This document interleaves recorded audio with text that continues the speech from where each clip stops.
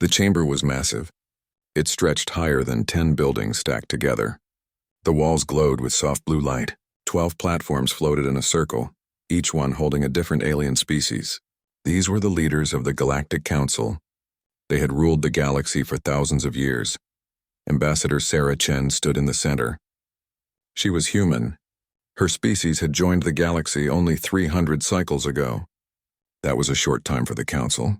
Some of the species here had been traveling through space for 10,000 cycles or more. Sarah looked up at the Council members. She wore a simple black suit. Her dark hair was tied back. Her face showed no emotion, but inside she was angry, very angry. Chairman Zethral spoke first. He was an insectoid, his body covered in hard green shell.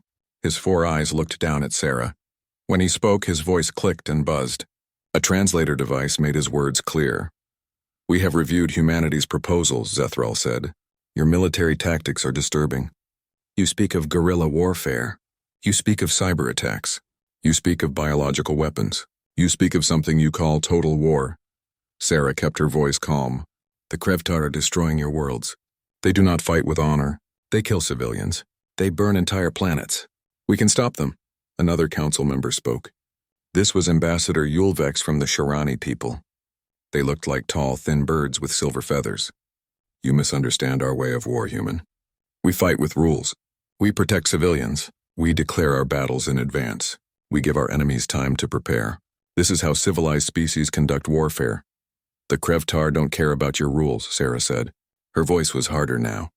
"They killed 40 billion people on Thalmor. They bombed the cities. They poisoned the water. They did not give anyone time to prepare. They simply attacked and destroyed." Zethral's mandibles clicked together. It was a sound of disapproval. "And your solution is to become like them? To abandon honor? To use these barbaric tactics you describe?" "No, the Council will not allow it." Sarah took a step forward. "Our tactics are not barbaric. They are effective. We have studied war for our entire history. We know how to fight enemies who do not follow rules. Please let us help." A third voice joined the discussion. This was Ambassador Kroll of the Then. The Then were reptilian with dark red scales and golden eyes. Kroll was old even for his long-lived species. He had studied human history more than any other council member. "Chairman," Kroll said slowly, "perhaps we should consider the humans' offer. I have read their history. They have survived countless wars. They have fought enemies with greater numbers. They have fought enemies with better technology. Yet they survived. They adapted. They learned." Zethral turned his 4 eyes toward Kroll. "You would trust these young species? They came from a death world, a planet so dangerous that 90% of its species were predators.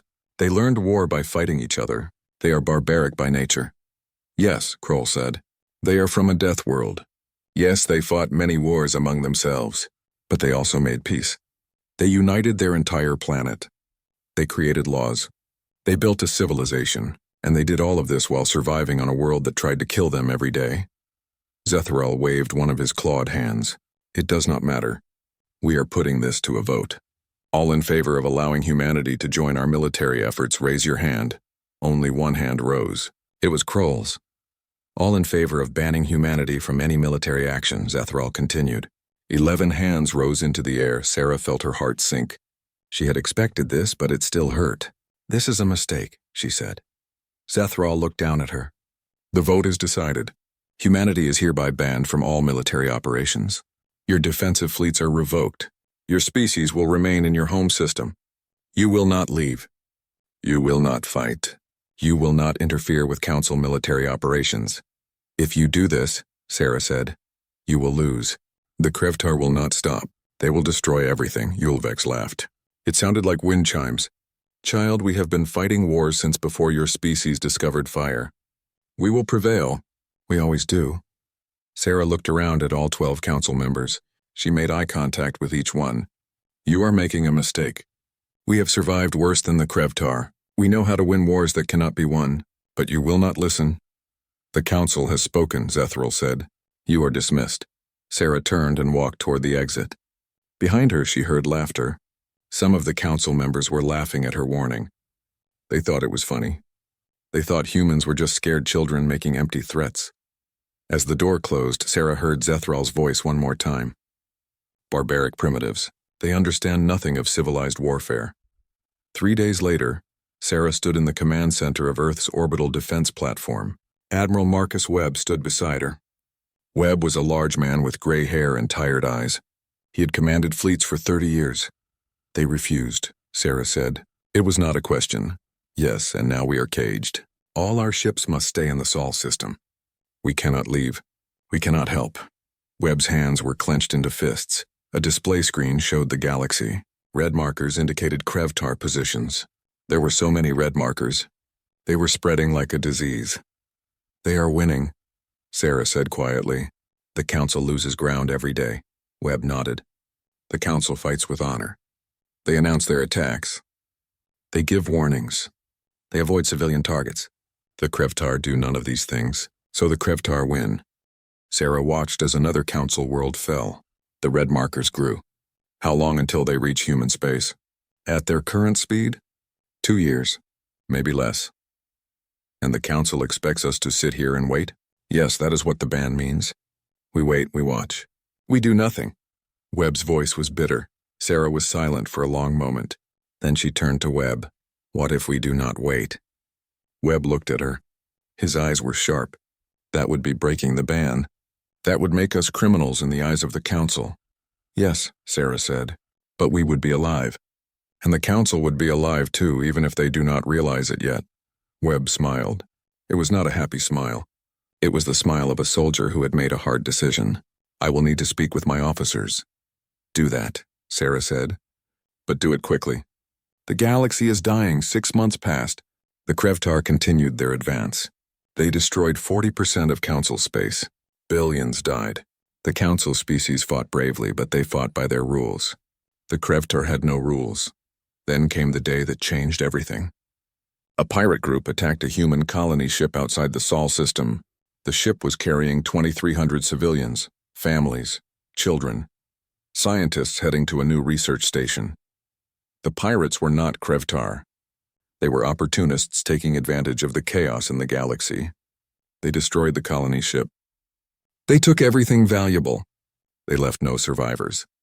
Sarah contacted the Council immediately. We need permission to respond. Our civilians were murdered. We need to hunt down the pirates and bring them to justice. The Council's response came 3 hours later. It was just one word. Denied. Sarah stared at the message. Her hands shook with rage. 2,300 people dead. And the Council would do nothing. They would not even let humanity seek justice for its own people.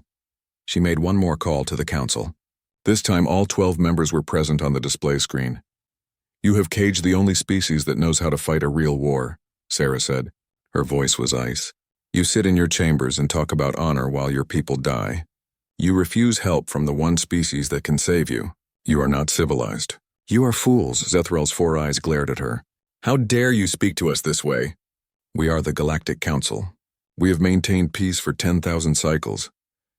You maintained peace because no one challenged you, Sarah said. Now someone has, and you are losing. Your barbarism has no place in real warfare. You will fail. And when you do not expect humanity to save you. She cut the connection before they could respond. That same day, the Council capital world fell. Zethrel barely escaped with his life. The Krevtar fleet surrounded the planet and bombarded it from orbit. 10 billion Council citizens died in 6 hours. Ambassador Kroll watched the destruction from his ship. He was old. He was tired. And he knew what had to be done. He sent an encrypted message to Admiral Webb. The message was short. It said only this: the Council is dying. Do what you must. History will remember. Webb read the message 3 times. Then he called a meeting of his senior staff. 20 officers gathered in the war room. They were the best humanity had to offer. They had trained for years. They had studied every battle in human history. They were ready. The ban is still in effect, Webb said. But our people are dead. The Council refuses to act. The galaxy is burning. I am breaking the ban. Anyone who wishes to leave may do so now. There will be no punishment. No one moved. No one spoke. They all stayed. Webb nodded slowly. Good, then let us show them what humans do when we fight a war. The human fleet left Sol system in darkness. No lights, no signals, no warnings. They moved through space like shadows. The Council sensors did not see them. The Council did not know they had left. Admiral Webb stood on the bridge of the Hun's Perseverance. Around him, his crew worked in silence. The only sounds were the soft beeping of instruments and the quiet hum of the engines. "Status report," Webb said quietly. Lieutenant Commander Sarah Park looked up from her console. "All ships are running dark, sir. Stealth systems are operating at 100%. The Council has no idea we are here," Webb nodded. The stealth technology was something humanity had developed in secret. The Council knew humans had good ships. They did not know how good. They did not know humans could hide from every sensor in the galaxy. "Target acquired," another officer reported. "Krevtar Supply Depot. Grid reference 77 Alpha. Distance 2 million kilometers." Webb walked to the main display. It showed the Krevtar position. The depot was large. It supplied 6 Krevtar battle groups. Destroying it would hurt the enemy badly. "How many defenders?" Webb asked. 12 patrol ships, 300 soldiers on the station itself. "They are not expecting an attack. Their shields are at minimum power." Webb smiled. It was a cold smile. "Begin the attack." No survivors, no witnesses, no evidence the human ships moved closer. They did not fire until they were very close. Too close for the Krevtar to react. When the attack began, it was brutal and fast. Railguns fired. The projectiles moved at incredible speed. They punched through the patrol ships like paper. Explosions lit up the darkness. The patrol ships did not even have time to send a distress signal. Then the human ships targeted the depot itself. Missiles launched. Each missile was smart. It knew where to hit, where to cause the most damage. The depot's shields tried to activate, but it was too late. The depot exploded. It was beautiful in a terrible way. Fire and metal scattered across space. Within 5 minutes, everything was gone. The depot, the patrol ships, everything. "Collect all debris," Webb ordered. "I want no evidence left behind. The Krevtar should wonder what happened here." The human ships moved through the wreckage. They used tractor beams to collect every piece, every broken hull fragment, every burned component. When they left, there was nothing, just empty space. 3 days later, the Krevtar sent ships to check on the depot. They found nothing. No wreckage, no bodies, no distress beacon. It was as if the depot had simply vanished. The Krevtar commander in that sector sent a report to his superiors. The report was confused. It asked questions. How did an entire depot disappear? Where were the patrol ships? What happened? The Krevtar High Command read the report. They did not understand it, but they were not worried. Things got lost in war. Equipment failed. Accidents happened. They sent new supplies and moved on. 1 week later, it happened again. Another Krevtar position went silent. This time it was a forward operating base. 500 soldiers, 20 ships, all of them gone. No distress signal. No warning, just silence. The Krevtar sent a battle group to investigate. What they found made them afraid. The base was still there. The buildings stood. The weapons were intact. But there were bodies everywhere. The bodies were arranged, positioned. They spelled out a message in the Krevtar language. The message said, "You are being hunted." The investigating officers were experienced soldiers. They had fought many battles, but they had never seen anything like this. The base's defenses were intact. The soldiers had not even reached their weapons. Something had killed them all in minutes. Something fast. Something deadly. The security footage was worse. It showed human soldiers. They moved through the base like ghosts. Silent, efficient, they did not speak. They did not hesitate. They killed with precision and moved on. The humans wore black armor. Their helmets had no lights, no markings, nothing to identify them. They carried weapons the Krevtar had never seen before. Weapons that fired without sound. Weapons that killed without flash. Admiral Throcknar watched the footage 3 times. He was the supreme commander of all Krevtar forces. He had led armies for 40 years. He had conquered 20 star systems, but this footage made him uncomfortable. "Who are they?" he demanded. His intelligence officer checked the database. The armor design matches human military patterns, but humans are banned from military operations. The Council confined them to their home system. "Then these are not Council forces," Throcknar said. "These are criminals, pirates. They broke the ban." "Perhaps, sir, but the Council species do not fight like this. They announce their attacks. They give warnings." "These humans gave no warning." Throcknar waved a clawed hand. "It does not matter. They are few. We are many. Increase security at all positions. Double the patrols.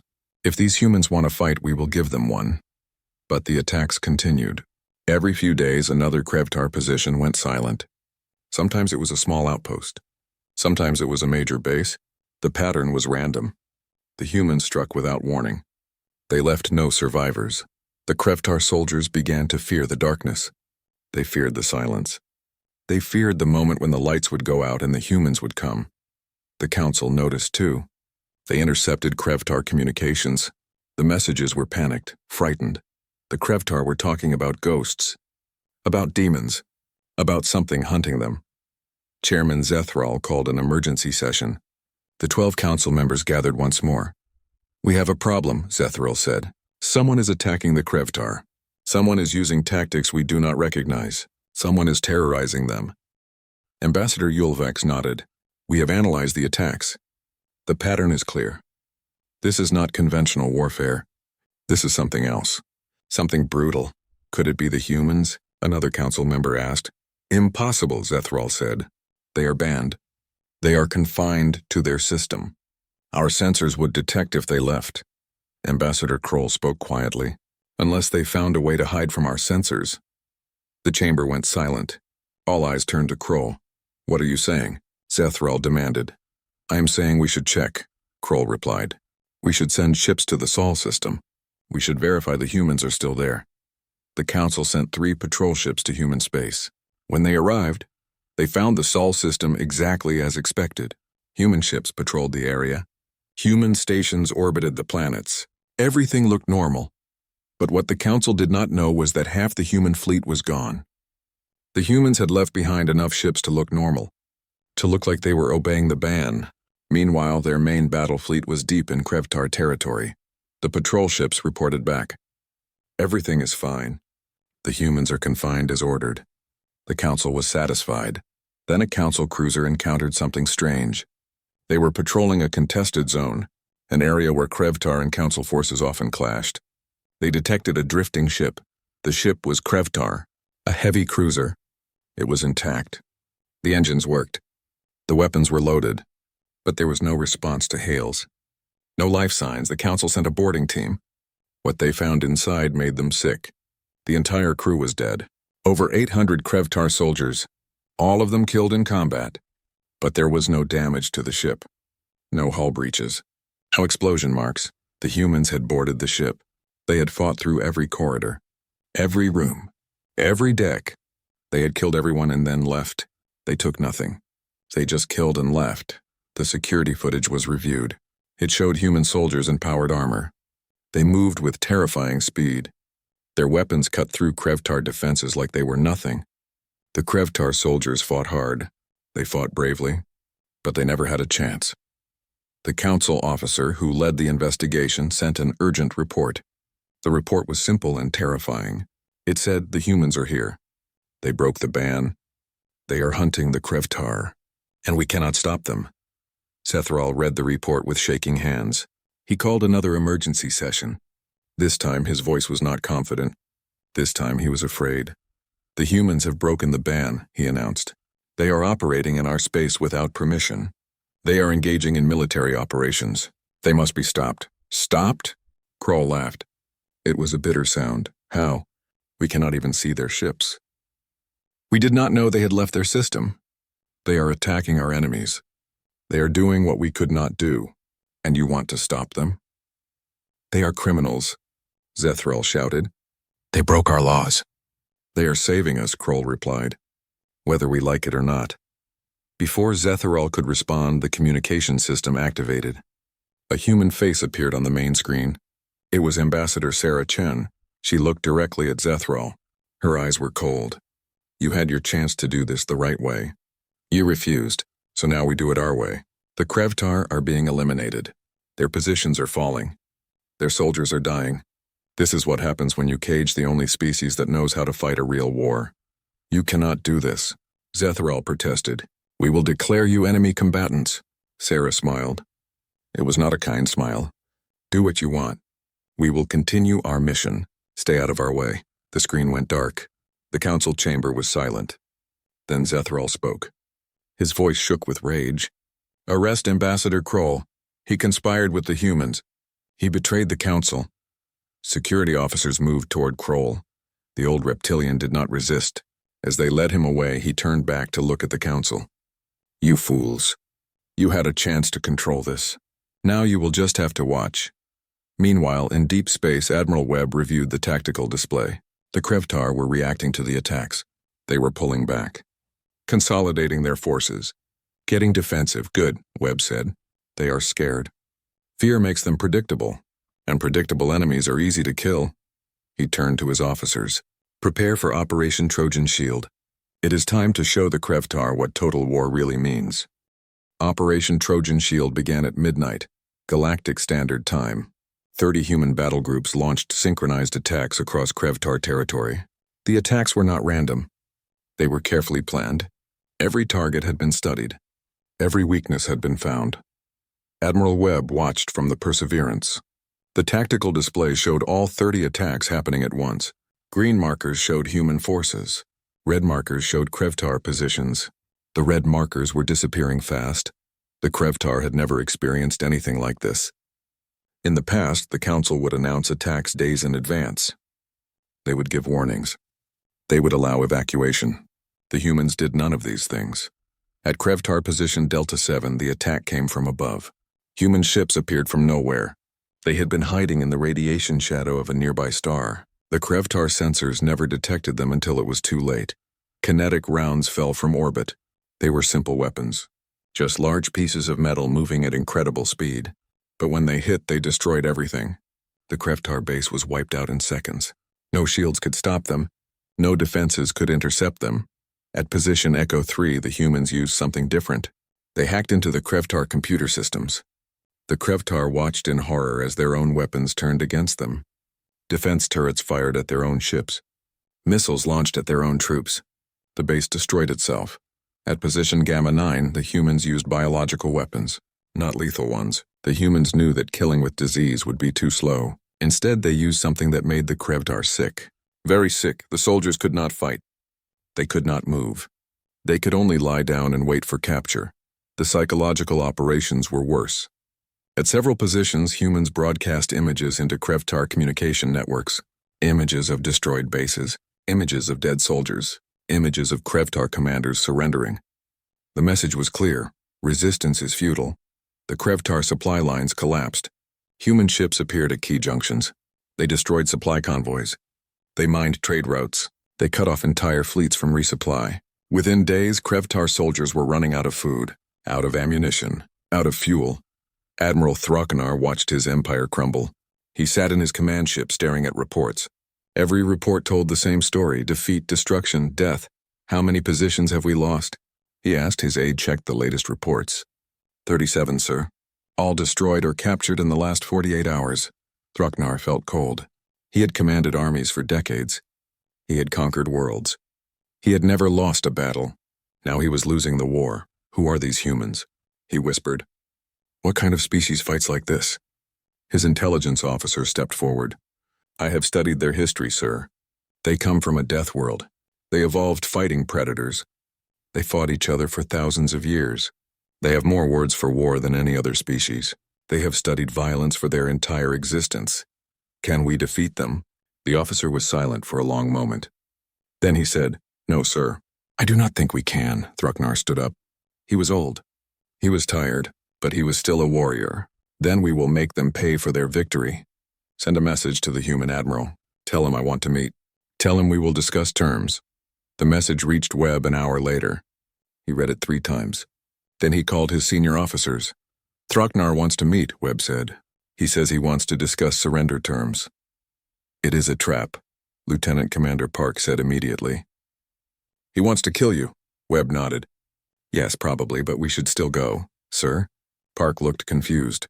"We will send a decoy," Webb explained. "An unmanned ship with a holographic projector. It will look like I am there, but I will be safe on the Perseverance," Park smiled. "And when he springs the trap, we spring ours." The meeting was set for 3 days later. A neutral location in deep space, far from any star, far from any station. Just empty void. The human diplomatic ship arrived first. It was small, unarmed, a perfect target. Inside, a holographic projection of Admiral Webb waited. The projection looked real. It moved, it breathed. It even showed human emotion. Throcknar's flagship arrived 30 minutes later. It was massive. A dreadnought. The largest class of ship in the Krevtar Navy. Weapons covered every surface. It could destroy planets. The holographic Webb watched the dreadnought approach. He knew what was coming. He counted down in his head 3, 2, 1. The dreadnought opened fire. Every weapon. Every gun. The diplomatic ship was torn apart in seconds. Metal and debris scattered across space. The war ended 3 months after humans broke the ban. The Krevtar Empire, which had terrorized half the galaxy, was defeated. Their fleets were destroyed. Their armies were scattered. Their will to fight was broken. The Krevtar High Council met in secret. Their meeting place was hidden deep underground on their homeworld. They were afraid the humans would find them. Afraid of what would come next, a communication arrived. It was from Admiral Webb. The message was simple. The Krevtar would surrender. They would accept human terms. They had no choice, the terms were harsh. Complete disarmament. Every weapon destroyed. Every warship dismantled. The Krevtar military would cease to exist. Reparations would be paid. The Krevtar would rebuild every world they had destroyed. They would pay for every life they had taken. The debt would take generations to repay. Human peacekeeping forces would occupy the Krevtar homeworld. They would remain for 50 years, maybe longer. They would make sure the Krevtar never threatened anyone again. The Krevtar High Council read the terms in silence. They had no power to negotiate, no strength to resist. They signed. 1 week later, human soldiers landed on the Krevtar homeworld. The landing was peaceful. No shots were fired.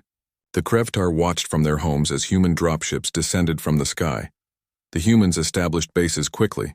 They worked with efficiency. They set up defensive positions, communication arrays, supply depots. Within days, they controlled the planet. But the occupation was different from what the Krevtar expected. The humans did not abuse their power. They did not steal. They did not kill without reason. They were strict, but they were fair. A young Krevtar named Zekthar watched the humans with curiosity. He was a student. He had grown up hearing stories about the mighty Krevtar military. Stories about conquest and glory. Now those stories seemed like lies. One day Zekthar approached a human patrol. The soldiers stopped and looked at him. They did not point their weapons. They just waited. "Why did you come here?" Zekthar asked in broken English. He had been learning the language. The patrol leader, a woman with tired eyes, looked at him. "We came to stop the killing. Your people were destroying the galaxy. Someone had to stop you." "But you killed so many of us," Zekthar said. "You destroyed our fleets. You hunted our soldiers." "Yes," the woman said. "We did. Because your people would not stop any other way. We gave you a choice. Surrender or die. Most chose to die. That was their decision." Zekthar thought about this. "Are you going to kill us all?" The woman shook her head. "No, the war is over. We are here to make sure it stays over. We are here to help you rebuild. To help you learn. To help you become better." "Why?" Zekthar asked. "We killed billions of council citizens. We destroyed worlds. Why would you help us?" The woman was silent for a moment. Then she said, "Because humans understand what it means to be defeated. We fought each other for thousands of years. We destroyed each other. We killed billions of our own people. But we learned. We grew, we changed. Maybe you can too." The patrol moved on. Zekthar stood there thinking. He had never heard anyone talk like that before. The Krevtar believed in strength, in dominance, in victory. The idea of helping a defeated enemy was strange, foreign, but maybe it was also wise. Meanwhile, in council space, an emergency session was called. All 12 members were present. This time they met in a new location. The old capital was still in ruins. Chairman Zethral looked older, tired. The war had aged him. "We must address the human problem," he said. His voice lacked its usual confidence. "What problem?" Ambassador Kroll asked. He had been released from detention after the war ended.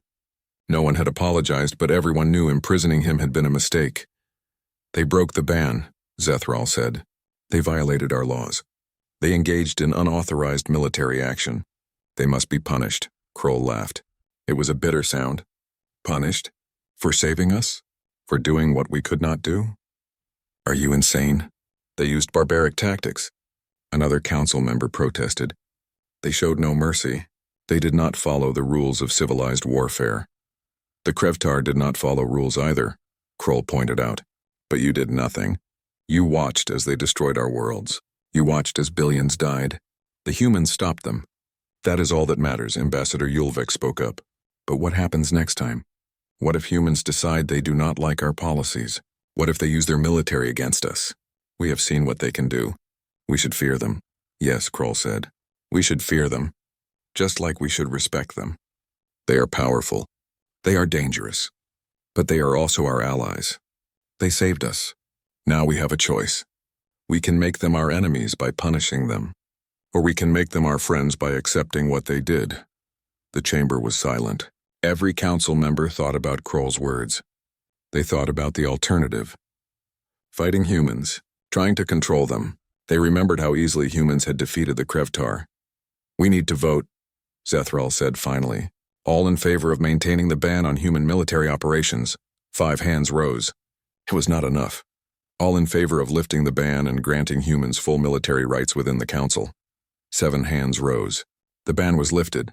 Zethral looked defeated. He had lost. The humans had won not just the war but also the political battle. Then it is decided, he said quietly. Humanity will be granted full military status. They will be allowed to operate freely in council space. There is one more matter, Kroll said.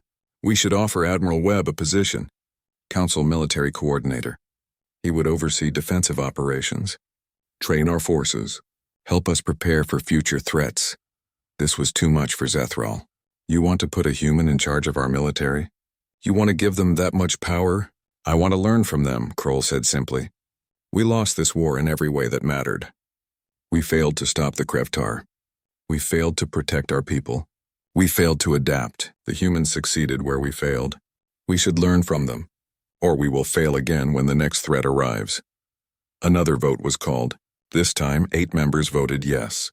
The humans would be integrated fully into Council defense operations. Ambassador Chen received the news aboard the Perseverance. She read the message twice. Then she walked to the bridge where Admiral Webb was reviewing reports. The Council lifted the ban, she said. They are offering you a position. Council Military Coordinator. Webb looked up from his console. Do they think that makes up for what they did? For banning us? For refusing our help until it was almost too late? No, Sarah said. I think they are scared. I think they realize they need us, and I think they are trying to make sure we are on their side next time. Webb stood and walked to the window. Outside, stars stretched to infinity. What do you think I should do? I think you should accept, Sarah said. With conditions. Make them understand that we will not be controlled. We will not follow their old rules. We will do things our way, but we will protect them.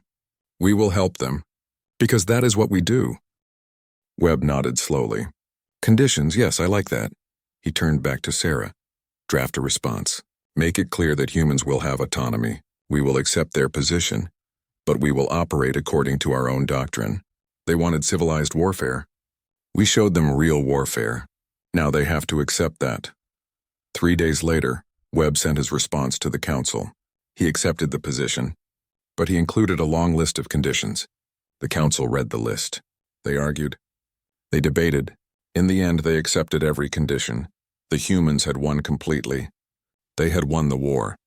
They had won political recognition. They had won respect. And they had won something else. Something more important. They had proven that survival mattered more than honor, that victory mattered more than tradition, that sometimes the only way to save civilization was to fight like barbarians. On the Krevtar homeworld, Zekthar continued his studies. He studied human history now. He learned about their wars, their conflicts, their struggles. He learned how they had nearly destroyed themselves, how they had pulled back from the edge, how they had chosen peace while still remembering how to make war. One day he saw Admiral Throcknar. The old commander was working in a field, planting crops, doing manual labor. It was part of his punishment, part of his repayment to the galaxy. Zekthar approached him. Why did we lose? He asked. Throcknar looked at the young Krevtar. His eyes were sad, tired. We lost because we thought we were invincible. We thought our way was the only way. We thought strength alone would win. We were wrong. What did the humans have that we did not? Thrucknar smiled bitterly. Everything. They had better tactics, better technology, better training, but most importantly, they had experience. Real experience. They came from a world where everything tried to kill them. They fought each other for thousands of years. They learned from every defeat. Every loss made them stronger. We never learned those lessons. We only knew victory, so when we finally met a real enemy, we did not know how to respond. Zekthar thought about this. Can we learn those lessons now? Maybe, Thrucknar said. If we are smart. If we listen. If we accept that we were wrong. The humans are teaching us now. Teaching us through occupation, through supervision, through example. We should pay attention. Across the galaxy, human ships patrolled space. They were the new guardians, the new protectors. They did not ask for gratitude. They did not demand praise. They simply did their job. They watched for threats. They prepared for the next war. Because they knew better than anyone that there would always be a next war. The galaxy had learned a hard lesson. Peace did not come from avoiding conflict. It came from being strong enough to deter it, kind enough to avoid it, and fierce enough to win it when it became necessary. The humans had shown them all of this, and now the galaxy would never forget. 5 years had passed since the war ended. The galaxy had changed in ways no one could have predicted. The Krevtar Empire was gone. In its place was a peaceful confederation of worlds. They rebuilt. They learned. They grew. The council had changed too. They were more cautious now. More humble. They had learned that their way was not the only way. That survival sometimes required uncomfortable choices. Ambassador Sarah Chen stood in the new council chambers. They had rebuilt it on a different world, a world that had been saved by human intervention. The building was beautiful. Tall windows, open spaces, light everywhere. Today was important. Today the council would formally recognize human contributions to galactic security. Today they would officially apologize for the ban. Sarah had waited 5 years for this moment. The 12 council members filed in. Chairman Zethral was not among them. He had resigned 3 years ago. His replacement was younger, more open-minded. Her name was Ambassador Talwen from the Shirani people. Talwen stood at the center podium. She looked directly at Sarah. Ambassador Chen, 5 years ago this council made a terrible mistake. We banned your species from military service. We mocked your warnings. We refused your help. And when the galaxy was dying, you came anyway. You saved us, even though we did not deserve it. The chamber was silent. Every species representative was present. They all watched. Today we formally apologize, Talwen continued. We apologize for our arrogance. We apologize for our blindness. We apologize for not listening when we should have. The human species showed us what true strength looks like. Not the strength to conquer, but the strength to protect, to save. To sacrifice for others, Sarah stood. She had prepared a speech, a long speech about justice and recognition, but now, looking at the council, she decided to keep it simple. Thank you, she said. We did not fight for apologies. We did not fight for recognition. We fought because it was the right thing to do. We fought because people were dying. We fought because someone had to. But we accept your apology, and we hope that together we can build something better. Talwen nodded. We would like to propose a new structure for galactic defense. A joint command. Human and council forces working together, sharing knowledge, training together, learning from each other. Will humanity accept this proposal? Sarah smiled. Yes, we will. On one condition. Name it, never ban us again. Never tell us we are too barbaric, too violent, too dangerous. Accept what we are. Accept that our way of war, while harsh, is sometimes necessary. Accept that Deathworlders have wisdom that comes from survival. If you can do that, then we will stand beside you forever. Talwen looked at the other council members. One by one they nodded. We accept your condition. Humanity will never be banned again. You have our word. The chamber erupted in applause.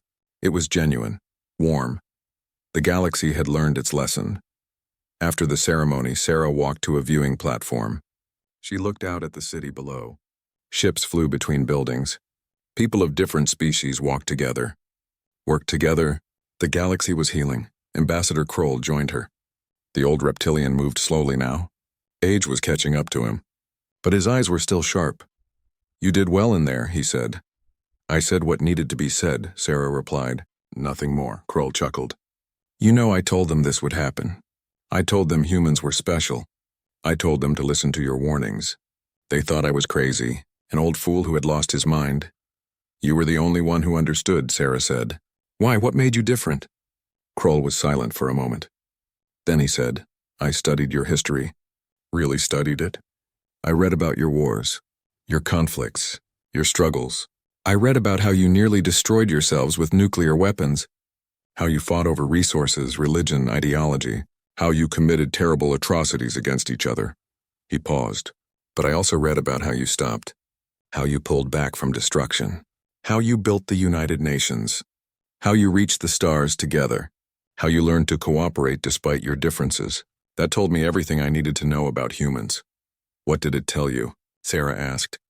"That you understand war better than any species in the galaxy, that you know both its horror and its necessity, that you can be brutal when needed, but also merciful when possible, that you are survivors, and survivors make the best protectors."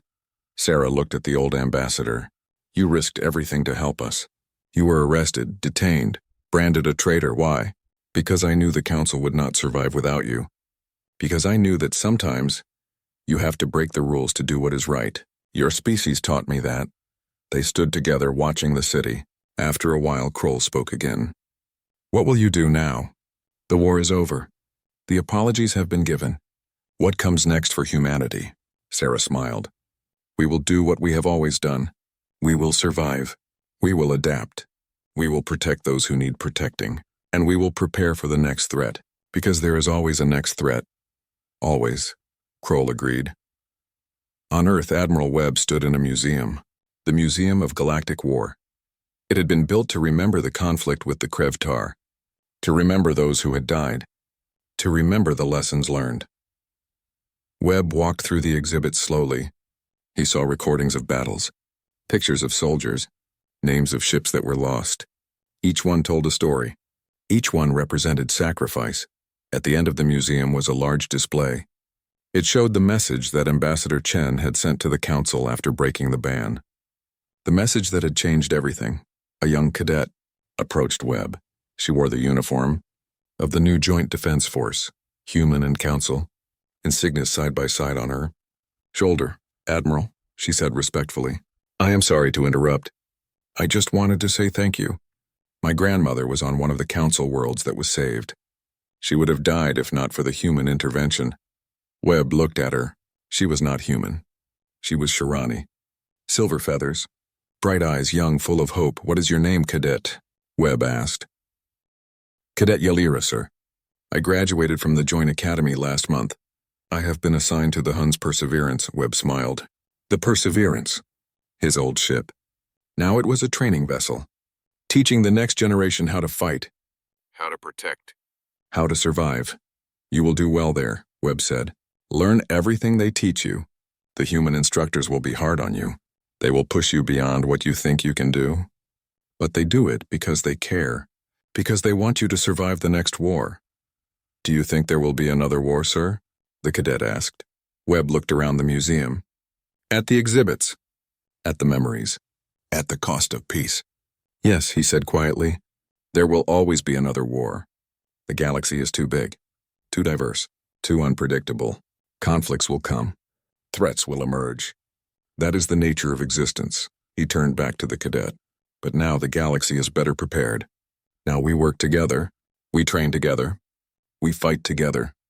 The council learned that survival is more important than pride. That effectiveness is more important than tradition.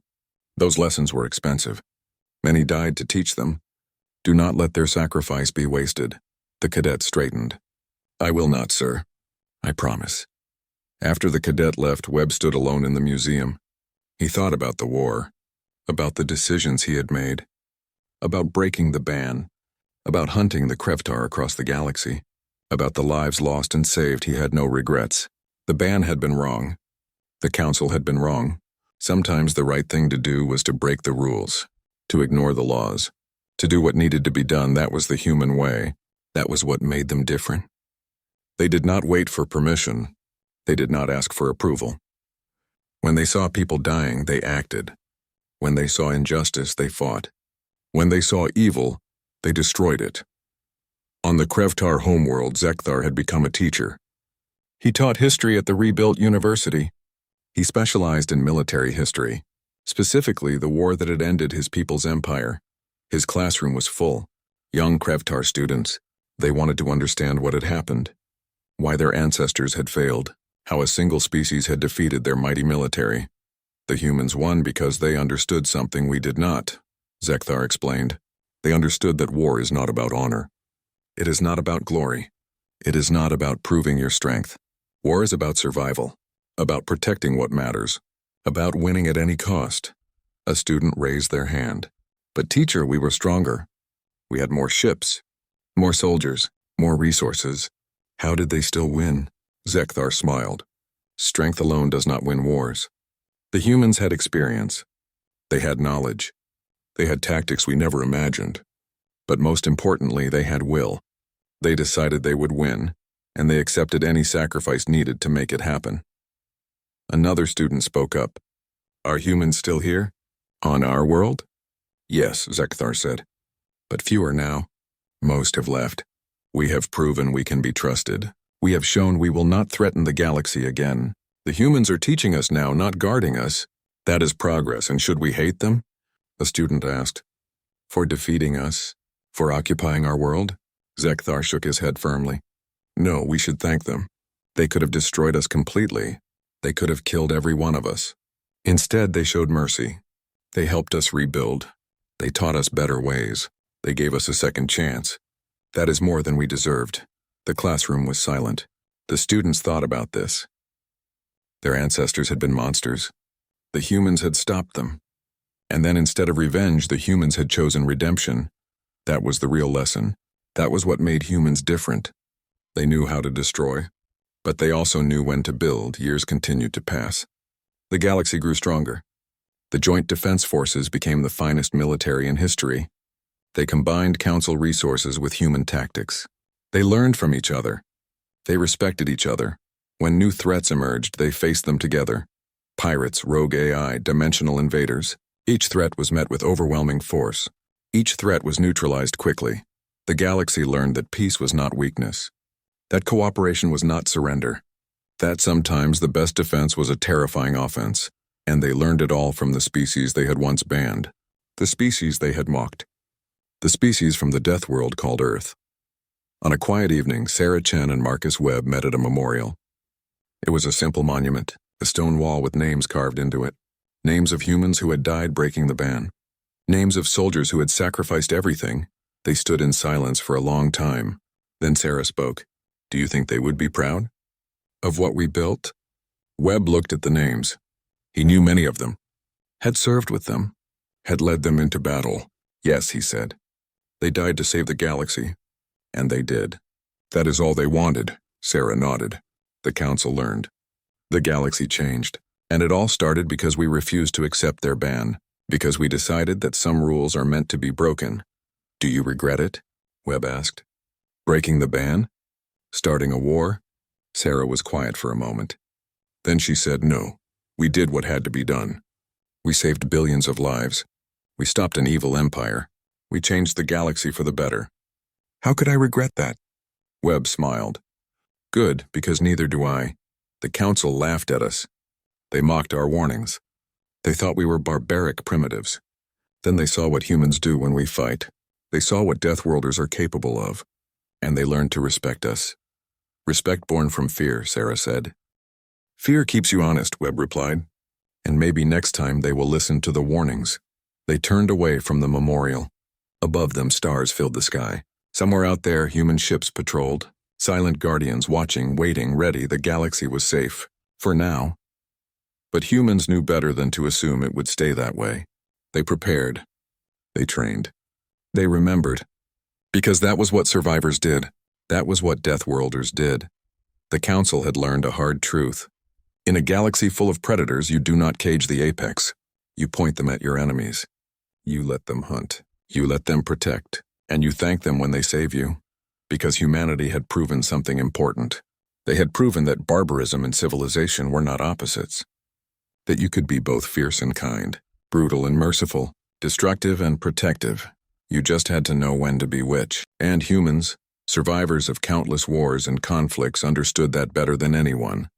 The galaxy would never forget the day the Council banned humanity, the day they mocked the warnings, the day they refused to listen, and most importantly, they would never forget the day humans ignored the ban and saved them all anyway. That was the story that would be told for generations, the story of how the Deathworlders became the galaxy's guardians, the story of how humanity taught the Council what real strength looked like. And somewhere, on a ship patrolling the outer rim, a young officer looked at the stars and smiled. She was human. She wore the uniform of the Joint Defense Force. She carried the legacy of those who had come before. She knew the story. She knew the lessons. She knew what it meant to be human in a galaxy that had once feared them. And she was ready. Ready for whatever came next, because that was what humans did. They survived. They adapted. They protected. They won always.